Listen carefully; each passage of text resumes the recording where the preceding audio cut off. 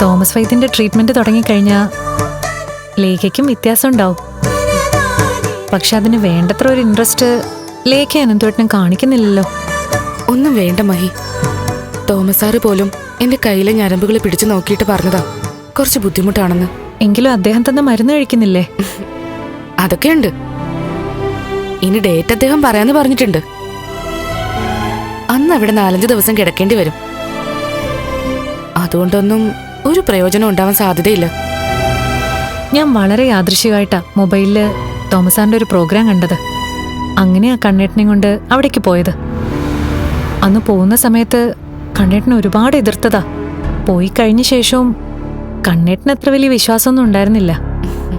എന്നിട്ട് എന്തായി? ഇനി ഒരിക്കലും പഴയ രീതിയിലേക്ക് കണ്ണേട്ടൻ തിരിച്ചു വരില്ല എന്ന് വൈദ്യശാസ്ത്രം പൊതുവെ വിധിയെഴുതിയതല്ലേ. അവിടെ നിന്നാ കണ്ണേട്ടൻ ജീവിതം തിരിച്ചു പിടിച്ചത്. അതുപോലെ അത്ഭുതങ്ങൾ ലേഖയുടെ അനന്തവേട്ടന്റെ ജീവിതത്തിലും സംഭവിച്ചുകൂടാന്നുണ്ടോ?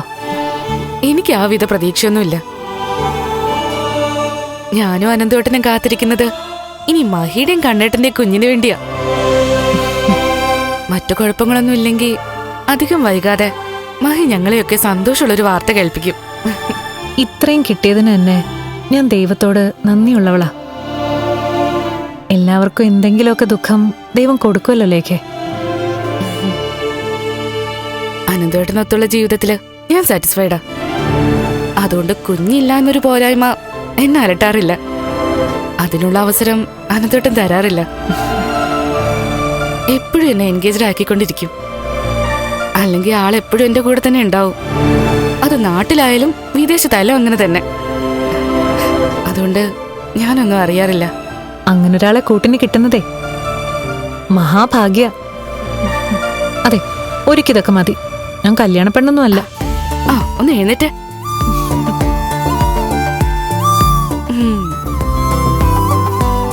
കല്യാണം കഴിഞ്ഞ ശേഷം ഫസ്റ്റ് നൈറ്റില് മുല്ലപ്പൂക്ക് തലച്ചൂടിക്കൊണ്ടാണല്ലോ പെൺകുട്ടികള് പാലുമായിട്ട് പോകുന്നത്. അതാണല്ലോ ചടങ്ങ്. ഇന്ന് അങ്ങനെ ഒരു ദിവസമാണല്ലോ. അതുകൊണ്ട് മഹി കല്യാണ പെണ്ണ് തന്നെയാ. വാ.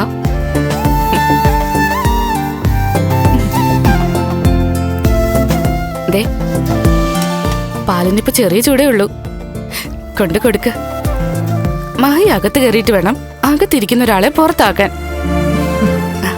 ആദ്യം ഞാനും അനന്തേട്ടനെ കരുതിയത് ഞങ്ങളുടെ വീട്ടില് നിങ്ങൾക്ക് മണിയറ ഒരുക്കാന്നാ. പിന്നെയാണല്ലോ നമ്മള് മൂന്നാർ യാത്ര പ്ലാൻ ചെയ്തത്. അത് കഴിഞ്ഞ് പിന്നെ ഇതാണ് നല്ലതെന്ന് തോന്നി. മഹി വാ.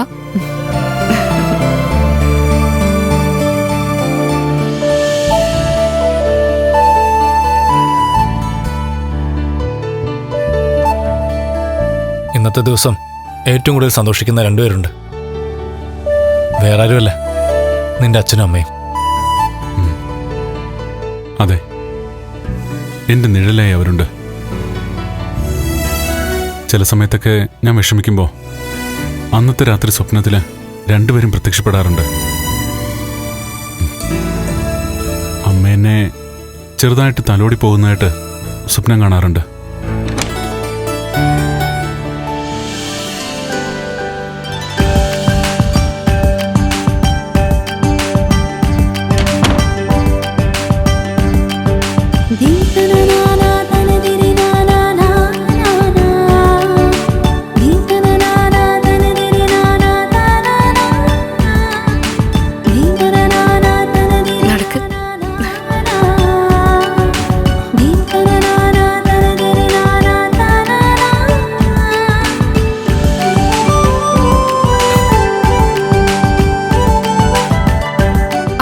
അപ്പോഴേ ഇനി ഇങ്ങോട്ട് ഇറങ്ങ്.